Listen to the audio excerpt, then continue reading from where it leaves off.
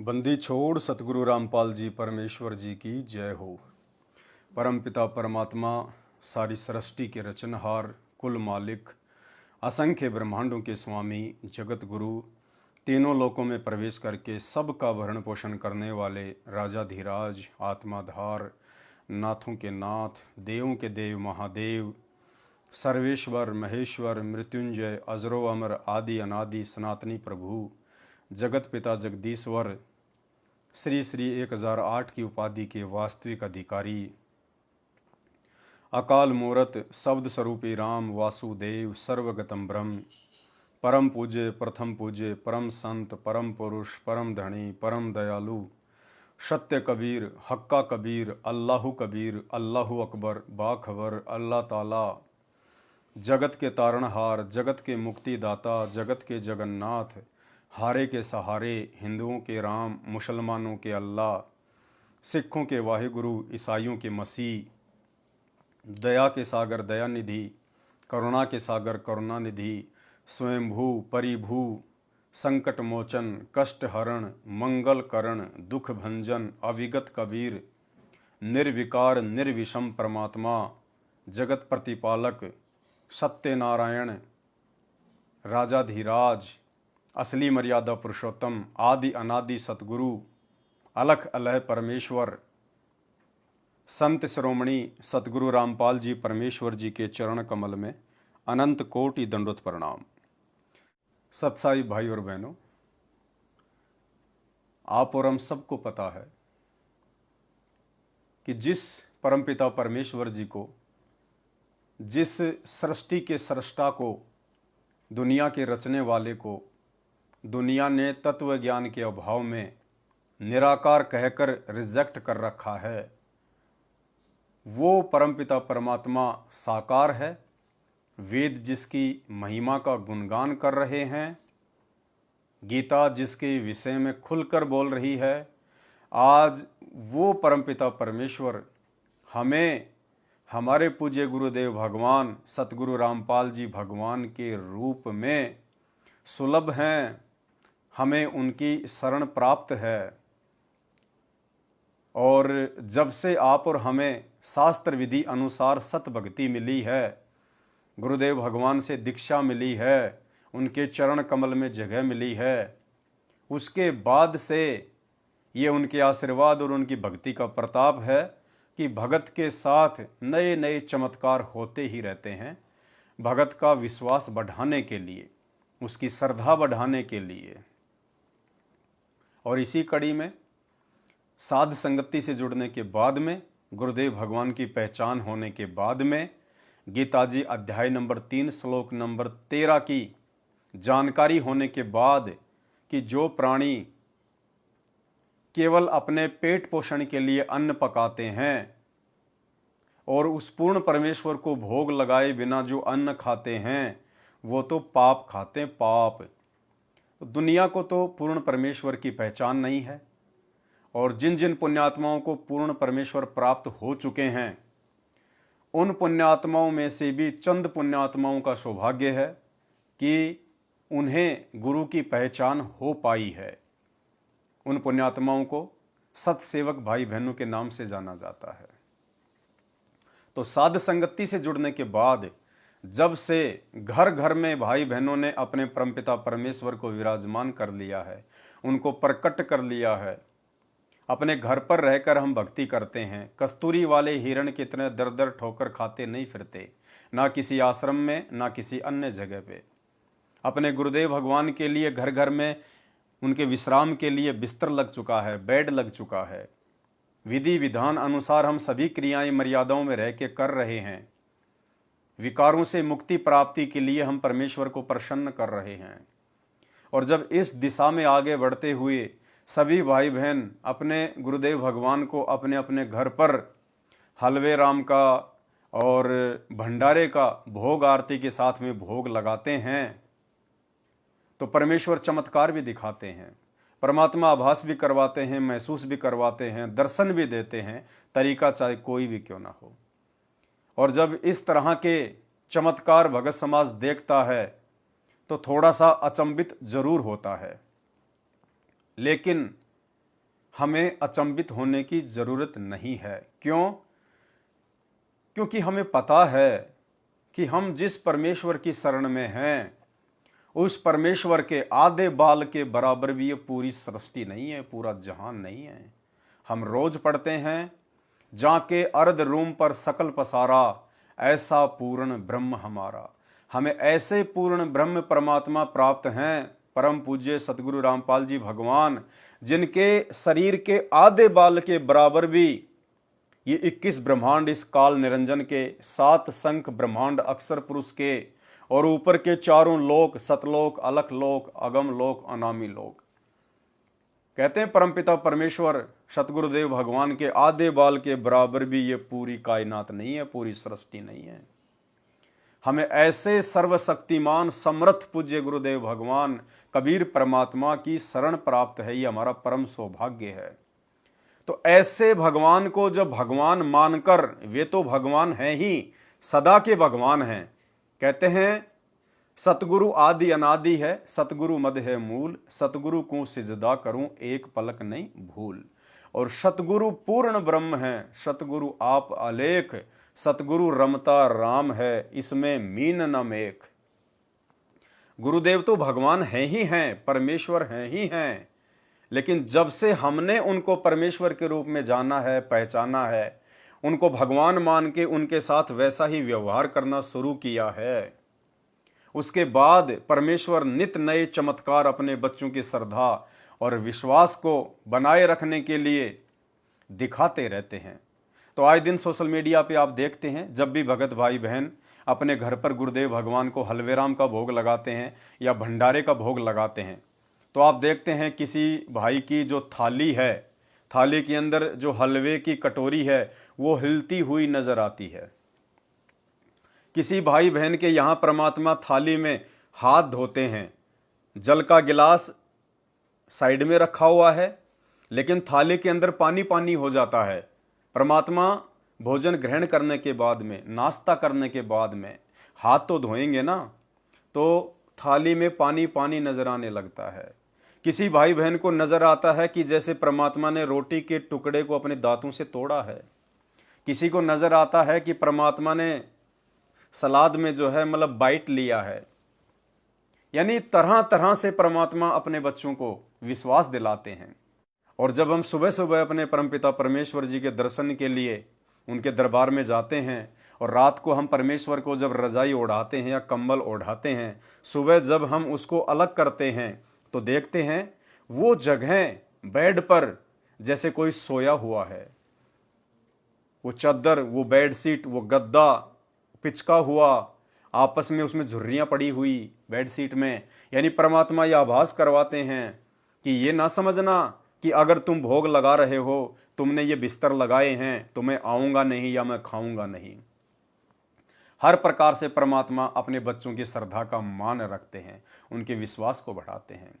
तो आज के वीडियो का विषय ये है कि जब आप इस प्रकार के चमत्कार देखें, जब भगत भाई बहन वीडियो बना बना के सोशल मीडिया पर, फेसबुक पर, व्हाट्सएप पे शेयर करते हैं, खुशी के मारे दूसरे भगत भाई बहनों का विश्वास बढ़े, उनकी श्रद्धा गुरुदेव भगवान में दृढ़ हो, वो भी अपने अपने घर पर गुरु को भगवान मानकर भोग लगाएं, दरबार लगाएं, बिस्तर लगाएं, उनकी चरण सेवा करें, गुरु को ही परमेश्वर माने।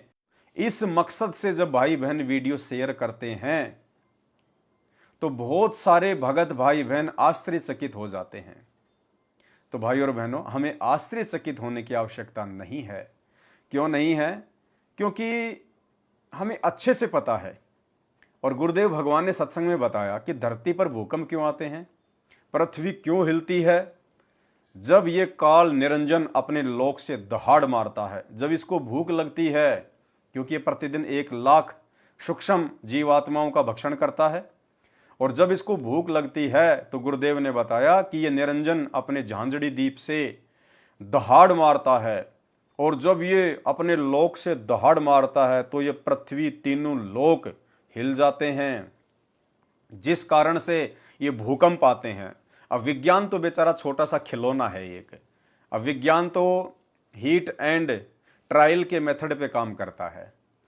अब वैज्ञानिक सर्च करते हैं ऐसा क्यों हुआ, कहाँ से हुआ, इसका केंद्र क्या है, पृथ्वी की वो प्लेट हिल गई, पृथ्वी के अंदर से वो प्लेटें खिसक गई, क्यों खिसक गई प्लेटें, क्यों हिल गई प्लेटें, क्या दिक्कत आ रही थी उन प्लेटों को, आज से पहले तो नहीं खिसक रही, रोज तो नहीं खिसक रही। तो भाई और बहनों, इन चीजों का पता, इन चीजों की वास्तविक जानकारी केवल सतगुरु भगवान दे सकता है। तो गुरुदेव भगवान ने बताया कि जब ये निरंजन अपने लोक से दहाड़ मारता है तो ये तीनों लोक कांप जाते हैं। जैसे भूखा शेर जब जंगल में दहाड़ मारता है तो पशु पक्षियों के अंदर कंपन हो जाता है, कंपन। तो भाई और बहनों, हम जब गुरुदेव भगवान को भोग लगाते हैं और जब किसी की चम्मच हिल जाती है, किसी की कटोरी हिल जाती है, तो इसमें आश्चर्य की बात नहीं है। जब इस निरंजन की दहाड़ से ये पृथ्वी हिल जाती है तो हमें तो ऐसे गुरुदेव भगवान की शरण प्राप्त हुई है, वो अगर फूंक भी मार दे तो पूरी सृष्टि हिल जाए, पूरी सृष्टि। तो इसमें आश्चर्य की बात नहीं है। और दूसरी सबसे बड़ी बात, इस प्रकार के चमत्कार देख के हमने ज्ञान को आधार बना के रखना है। ठीक है, हमने ये नहीं सोचना कि उस भगत के घर पे चमत्कार हो रहे हैं तो ये नहीं सोचना कि उस भगत के साथ ही परमात्मा है, उस भगत पे परमात्मा का विशेष आशीर्वाद है, और ये सोचकर हम उस भगत से नज़दीकियां बढ़ाना शुरू कर दें, मौका देखकर हम उसके घर पे जाएं ये सोचकर कि इस भगत के घर पे परमात्मा की विशेष मेहर है, रजा है। बहुत बड़ी मार खा जाओगे, बहुत बड़ी मार। ये भी हमारी परीक्षा है, ये भी गुरुदेव भगवान हमारा एग्जाम ले रहे हैं, हमारी परीक्षा ले रहे हैं। वो हर प्रकार से हमें चेक करेंगे, हर प्रकार से परमेश्वर हमें जांचेंगे, परखेंगे। उसके बाद ही परमात्मा हमें एक सच्चे मुच्चे भगत का दर्जा देंगे। हमने अपने घर और अपने घट के अलावा गुरुदेव भगवान को कहीं नहीं देखना, बल्कि इस प्रकार के चमत्कार देखकर हमने भी उस भगत की जैसी श्रद्धा, उस भगत के जैसे गुरुदेव भगवान में भाव लाने की जरूरत है। ना कि उस भगत को बड़ा भगत मानने की, ना कि उस भगत के घर पे जाके विशेष आशीर्वाद प्राप्त करने की। ये बहुत बड़ी कमजोरी सिद्ध हो जाएगी। परमात्मा तो हर जगह है, परमात्मा कण कण में है, सबके साथ में है। जिस दिन हमारी भी श्रद्धा, हमारे भी भाव, हमारी भी लगन और हमारा समर्पण हमारे गुरुदेव के प्रति इतना हो जाएगा जितना कि उस भगत भाई का हो गया, जिसके चलते परमात्मा पल पल उसके साथ चमत्कार कर रहे हैं, उसके विश्वास को और अधिक इन चमत्कारों के माध्यम से बढ़ा रहे हैं। तो हमने कोशिश करनी है कि हम भी परमेश्वर के लिए कुछ ऐसा करें, हम इन विकारों से मुक्ति पाएं, विषय विकारों से दूर हटें, अपने मन से छल कपट राग द्वेष निंदा बिंदा ईर्ष्या इन सब चीज़ों को निकाल दें, सबके प्रति समदृष्टि भाव रखें, समभाव रखें और अपने गुरुदेव भगवान के चरणों की सेवा करें। हर प्रकार से गुरुदेव भगवान से विनती करें, प्रार्थना करें, उन्हीं से हम हर इच्छित वस्तु की इच्छा करें, तब परमेश्वर हमारे साथ भी पल पल चमत्कार करेंगे। तो ये छोटी छोटी बातें जो आप भाई बहनों को बतानी बेहद ज़रूरी हैं, ताकि हमारा, क्योंकि मन सबके अंदर है, हम बेशक गुरुदेव भगवान की भक्ति कर रहे हैं, हम परमात्मा की शरण में हैं, हम परमेश्वर की हद में हैं, लेकिन फिर भी जब तक ये शरीर रहेगा, मन रूप में वो काल सबके साथ में रहेगा और वो कोशिश करेगा अंतिम समय तक हमें तोड़ने की, हमें डगमग करने की, हमारे मन में छोटी छोटी बातों को लेकर शंका पैदा करने की, संदेह पैदा करने की। वो इसी ताक में रहता है कि किस पॉइंट से इस भगत आत्मा के अंदर कमजोरी पैदा करूं, इसके अंदर ऊंचे नीचे भाव पैदा करूं, इसे गुरु की मर्यादा से दूर कर दूं। उसकी फुल प्लानिंग, पूरी कोशिश, पूरा षड्यंत्र इस समय वो करेगा। और विशेषकर जो भाई बहन साथ संगत से जुड़े हुए हैं, जिन पर गुरुदेव भगवान की असीम रजा है, और काल को भी इस बात का पता है कि ये पुण्य आत्माएं विषय विकारों से मुक्ति प्राप्त करके और इस भक्ति मार्ग में मोक्ष प्राप्ति का जो पहला नियम है अपने गुरु को भगवान मानना, उस काल को अच्छे से पता है कि ये आत्माएं अपने गुरु को भगवान मान चुकी हैं। ये वो दाढ़ी मूछ वाली कबीर जी की काल्पनिक फोटो को अपने घर में नहीं रखते, दरबार में नहीं रखते। उस दाढ़ी मूछ वाली फोटो में किसी भी प्रकार से इनकी कोई आस्था नहीं है। ये तो गरीबदास जी, स्वामी रामदेवानंद जी, पंडित चिदानंद जी, किसी की फोटो अपने घर में नहीं रखते, दरबार में नहीं रखते। ये तो किसी की जय भी नहीं बोलते सिवाय अपने गुरुदेव भगवान के। ये तो किसी को दंडवत भी नहीं करते सिवाय अपने गुरुदेव भगवान के। उस ज्योति निरंजन को इन बातों का अच्छे से पता है, क्योंकि वो इस शरीर में मन रूप में सब क्रियाओं को देख रहा है। तो भाई और बहनों, विशेष तौर से वो भी हमारे पीछे लगेगा।